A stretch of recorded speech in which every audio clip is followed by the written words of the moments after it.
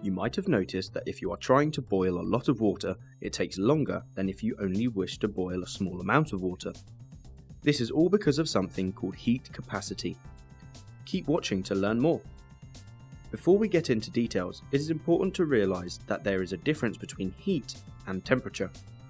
Temperature is a way of describing how hot or cold an object is and is measured in degrees Celsius, whereas heat is a form of energy and is measured in joules. The more heat transferred to an object, the more its temperature will rise. So heat and temperature are related, but they are not the same. So what is heat capacity? The heat capacity of a substance is defined as the amount of heat required to raise the temperature of a material by 1 degree Celsius. However, what's more useful for us to think about is the specific heat capacity of a substance. This is, as it says in the name, a little bit more specific. It is the amount of heat required to raise 1 kilogram of a material by 1 degree Celsius.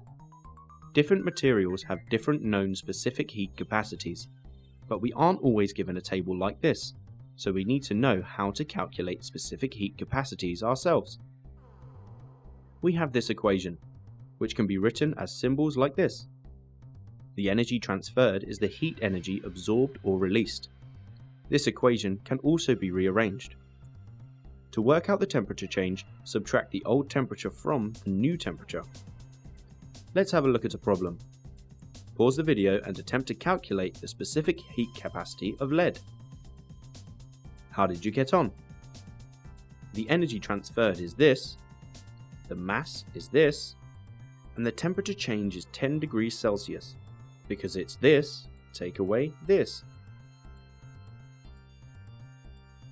Using the rearranged equation, substitute in the values and we get 128 joules per kilogram Celsius. Here is another practice problem. Pause the video and attempt to calculate the energy transferred to the lead. Did you get it right? We could divide by 1000 to turn the answer into kilojoules. Notice that the answer is negative this time.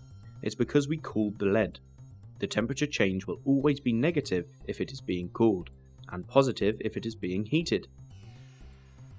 So there you have it. To summarize, specific heat capacity is the amount of energy needed to raise 1 kilogram of a substance by 1 degree Celsius.